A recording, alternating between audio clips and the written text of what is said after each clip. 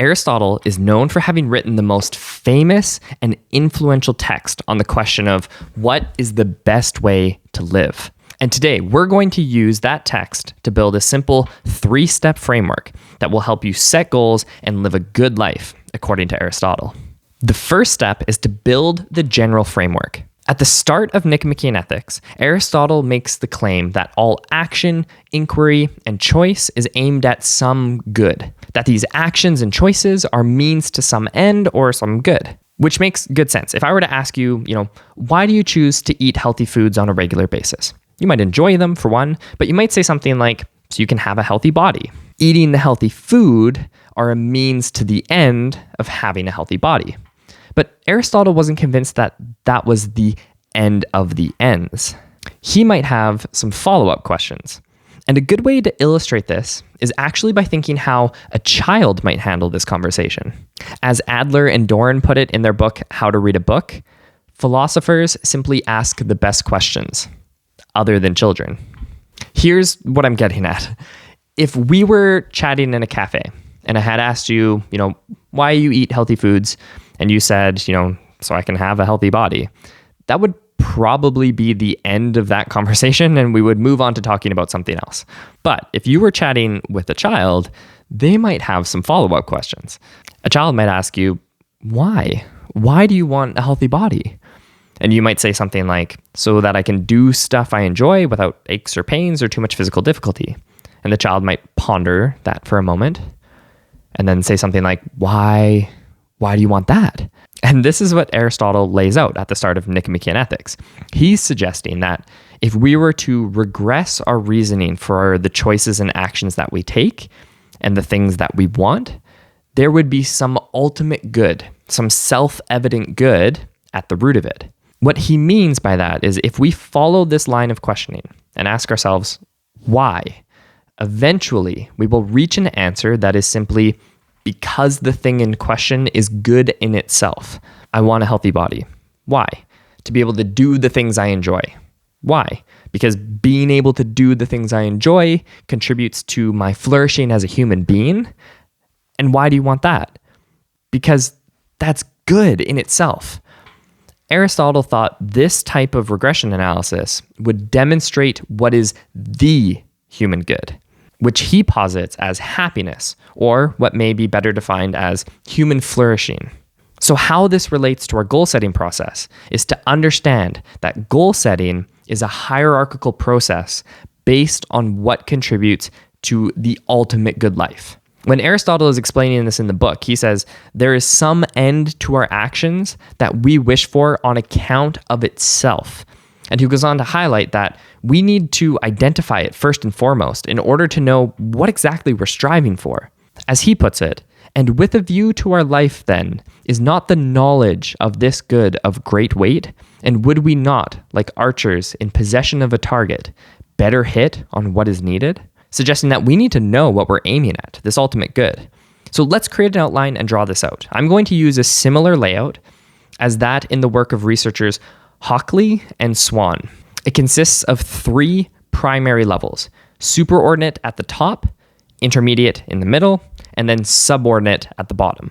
This regression inquiry is meant to help us decide the top layer, our North Star, the thing all the rest of the goals are going to be based on. Now, this video is part of our ongoing book club series and is really covering some of the key concepts from the first third of Aristotle's book. In coming weeks, we'll expand on the rest of the book and what exactly Aristotle defines as this ultimate good.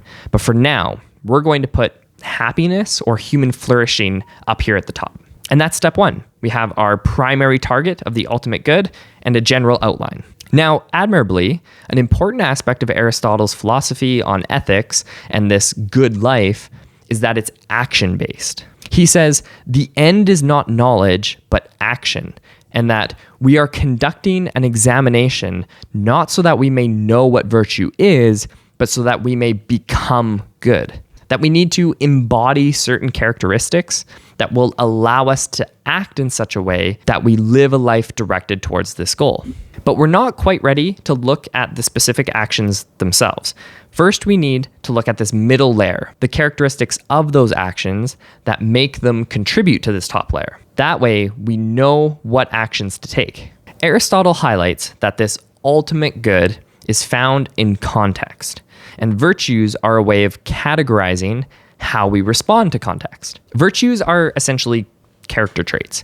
They are the part of us an action takes place from. Someone whose character is courageous will respond to situations with courage. The action is courage because they have the character trait or virtue of courageousness. And Aristotle believes that one way we can all improve our chances of a good life is to develop our character, to become virtuous, that these virtues are our direct line to living the good life. So this middle layer is the virtues that will contribute to this good life we have up here at the top. And there are two key points to highlight here. The first is that Aristotle suggests that virtues are the sort of contextual middle ground between two vices. So courage, for example, is the middle ground between cowardice and recklessness. So let's turn back to our healthy eating example. This would relate to the virtue of moderation, according to Aristotle. Moderation contributes to this ultimate goal because it allows us to be healthy. And being healthy allows us to do the things that we enjoy, and so on, like we talked about before. So the virtue is the thing that allows us to successfully complete the steps of that regression analysis and not go off track somewhere. And that means it's contextual to us as individuals and to the situation that we find ourselves in. Aristotle even mentions in the book that someone who participates in gymnastics or works out will achieve moderation in regards to diet differently compared to someone who doesn't work out.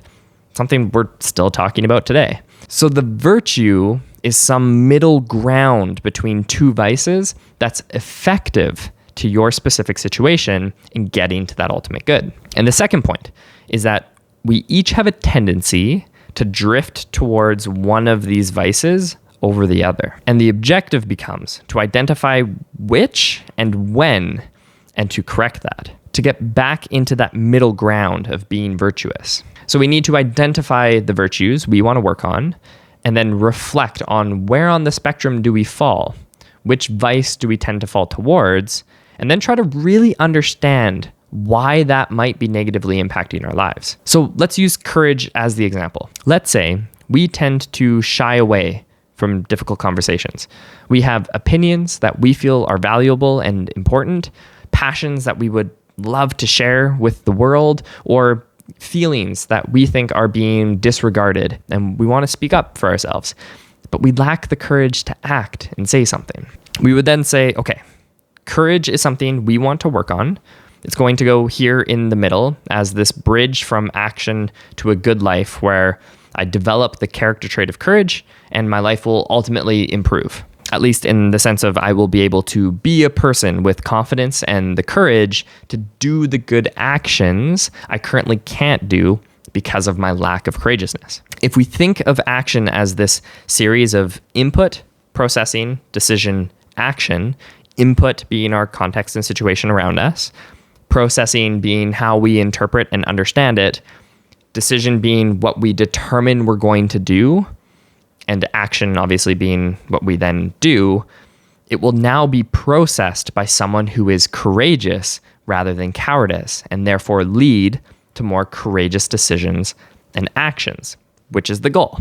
So we're currently somewhere over here on the spectrum, and we want to develop our character to be over here in the middle. That's step 2.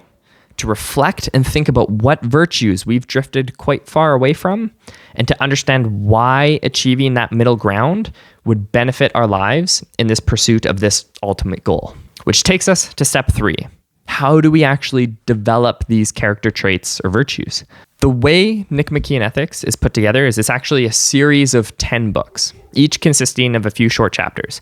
And in book 2, Aristotle makes the argument that these virtues, these character traits, they aren't just a natural part of us like our senses are. He gives the example that it is not a result of seeing or hearing many times that we come to have those senses, but the converse. We use them because we have them. And that the virtues aren't like this. We come to have or embody them by doing them. Through progressive engagement in the activity, we then develop these virtues. He gives the example of a house builder. By building houses, people become house builders. And that as a result of building houses, there will be both good and bad house builders. So through action, if done thoughtfully, we can develop these virtues, but if done poorly, we might further embody our vices. He highlights that virtues are like a kind of habit. You build the habit of responding to situations virtuously, or you build the habit of caving to the vices. Side note on that, he highlights how this means the habits you develop as a child are extremely important, which as a parent got me thinking. It's kind of obvious, but parenting is largely being ready to help your child respond to situations in a way that builds their character and contributes to their long-term well-being. Reading that section got me daydreaming about parenting. Anyways, so as a result of these being habits and being something you need to practice, it means we need to find a way to practice these actions in a consistent and progressively challenging way. It's like working out. If you want to be strong, you can't just start with squatting hundreds of pounds. You have to develop the skill and capacities to do so through doing the activity to a lesser degree a whole bunch of times. That's this last tier: actionable, practical practice. Using the courage example, this could be all sorts of things and is dependent on your context. But let's say there's a relationship in your life, a romantic partner, a good friend, a sibling, a parent, someone who's close to you, and they say or do something that bothers you and you feel justifiably so. It's belittling or disregards your feelings. One way you could practice and develop courage is by voicing this, speaking up for yourself and saying something like, "Hey, I just wanted to let you know that when I bring up that I had a bout of anxiety at work and we move past it quickly onto another topic, it feels like my feelings aren't being considered," or something like that. The main point being to identify something in your life that gets your heart pounding a little bit, but feels doable, and that you can be in charge of your response and little by little develop the target virtue. The healthy eating example. This could include taking small steps that we can successfully practice. Something like practicing stopping a meal once you feel satisfied but not full. Harahachi-bu. It's the idea that through action and practice, we can develop these characteristics. And by embodying these characteristics, our life can improve and start to redirect us towards that ultimate goal. And that's how I think we can set goals like Aristotle. Work backwards from the ultimate good to the virtues that will take us there, to the actions that will help us develop those virtues, and then reflect as time passes to see if it is in fact taking our subjective experience back up the hierarchy. Aristotle. It can be really tempting to go down the rabbit hole of, wow, we really lost our way. We need to bring back a focus on these virtues, build our character. This probably sounds quite familiar to you given the resurgence of Stoicism in popular culture. But we need to consider how these ideas fit into the larger perspective. And by doing that, it may bring a bit of a cautionary tale. Aristotle was writing to a male audience. I think it's worthwhile to keep that in mind when we look at what he says is virtuous, what he says contributes to a good life. His view on women were that they were just incomplete men. It's likely he would have thought that, being an active participant in raising young children was something that a man shouldn't worry about. Just for example, there's a pretty famous line in this book. Aristotle writes that we are, quote, held to reside in leisure, for we are occupied or are without leisure so that we may be at leisure. Word jumble, but what he's saying is we work so that we can be at leisure. Leisure is when we develop these virtues. So therefore, it is essential to this good life. The problem is the reason these men had this leisure time was because women and slaves handled the necessities of labor. So I bring this up because I find, goals and goal setting really interesting, partly out of personal interest, but also professional interest, given my work in the health and fitness industry and the recreation sector. And I think culturally, when we say, okay, we're going to do some goal setting like Aristotle, like what we're doing here today, we instinctively think about our goals as individuals. Aristotle's focus wasn't on everyone achieving this good life. It was for him and his fellow freemen. So when I read Nicomachean Ethics, I think a lot about how this book would be different today, where what's considered noble and good is, being a participatory parent that's a part of a team, a unit of equals. And I keep using the parenting example because I am one, a new one, and that we're not just individuals, but we're both individuals and a part of a group. And the reasons for the flourishing of both are important. Setting goals as the part of us that's a we, as well as the part of us that's a me. So I'm going to make a change to this top superordinate goal. And if you think I'm wrong or you would do something different, please let me know in the comments. I'm really genuinely interested in how other people think about this. At the top, I'm going to put two things: meaningful participation in work and meaningful participation in leisure. Meaningful work being work that is a necessity to fulfill the reasons that I believe allow society to flourish and satisfy my economic needs related to achieving an adequate standard of living for myself and those I economically care for or collaborate with. And meaningful participation in leisure being a leisure state of being that is either neutral or contributory to the leisure state of being of others. And that these two things aren't necessarily dialectical opposites based on work and non-work time. And I don't say any of this to completely disregard Aristotle's work. I think we can sift out some of the dirt and be left with nuggets of gold. There's some great utility in what we've been talking about today. This idea of being clear about the ultimate good that our actions are trying to achieve. Something we'll expand on throughout this short series on Aristotle and beyond. Identifying the virtues we feel will have the greatest positive impact by moving us from vice to virtue. And lastly, looking at our lives to see where good opportunities exist that we can plan to respond in a way that allows us to practice this target virtue repeatedly, slowly having it become a part of our character. And lastly, to keep in mind that Aristotle's perspective on a good life has some important caveats to consider, that free men could participate in the development of virtues and the good life through leisure or time away from the necessity of labor, largely because women and enslaved people were the ones doing that necessary labor. If you're interested in that deeper discussion on the history of leisure, the initial conceptualizations and how that's impacted our modern perspectives, I recommend checking out the Living Leisurely series, which I also post here on YouTube.